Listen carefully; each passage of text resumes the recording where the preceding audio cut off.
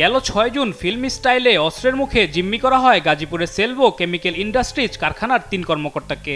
এ সময় ভুয়া র্যাব সদস্য পরিচয় দিয়ে তাদের কাছ থেকে হাতিয়ে নেওয়া হয় কারখানার বেতন বোনাসের ১৯,৪৫,০০০ টাকা।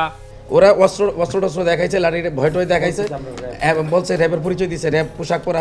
র্যাব তো সবাই চিনে, বুঝেনি তো, র্যাবের পোশাক তো সবাই চিনতে পারে, র্যাব লেখা ছিল, এই কারণে সবাই একটু ভয় পেয়ে গেছে। এই ঘটনার মূল হোতা হামিম সহ ডাকাত দলের ৫ সদস্যকে রাজধানীর বিভিন্ন এলাকা থেকে গ্রেফতার করেছে র্যাব। এ সময় তাদের কাছ থেকে উদ্ধার করা হয় ডাকাতিতে ব্যবহার করা মাইক্রোবাস, র্যাব লেখা জ্যাকেট, হ্যান্ডকাফ, ভুয়া পরিচয়পত্র ও ছিনতাই করা নগদ টাকা। বৃহস্পতিবার র্যাব মিডিয়া সেন্টারে সংবাদ সম্মেলনে জানানো হয়, দীর্ঘদিন ধরে আইন শৃঙ্খলা বাহিনী, গোয়েন্দা সংস্থা ও সাংবাদিক পরিচয়ে অপরাধ করে আসছিল চক্রটি। নিজেদেরকে ভুয়া র্যাব, পুলিশ কিংবা ডিবি সদস্য কিংবা সাংবাদিক পরিচয় দিয়ে কিংবা অন্যান্য গোয়েন্দা সংস্থা বা আইন শৃঙ্খলা রক্ষাকারী বাহিনীর সদস্যদের নাম পরিচয় ভাঙিয়ে সাধারণ মানুষকে জিম্মি করে বিভিন্ন ছিনতাই করে আসছিল।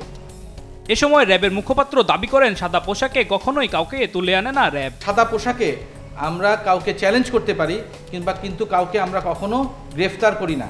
যদি গ্রেফতারের প্রয়োজন হয় তাহলে পোশাকি টিম সেখানে আসবে, পোশাকি টিম এসে পরবর্তী কার্যক্রম তারা করবে। ভুয়া পরিচয়, যে কোনো সংস্থার পরিচয় দিয়ে যদি কখনো এভাবে পথরোধ করে তাহলে আপনাদের উচিত তাদের আইডেন্টিফিকেশন, অর্থাৎ তাদের যে সত্যিকার পরিচয় সেটাকে জানা। কোরবানির পশুর হাটে আসা যাওয়ার পথে অর্থের নিরাপত্তার প্রয়োজনে কাছাকাছি থাকা আইন শৃঙ্খলা বাহিনী সর্বোচ্চ সহযোগিতা করবে বলে জানান তিনি। আলিমুজ্জামান সাফওয়ান, দেশ টিভি, ঢাকা।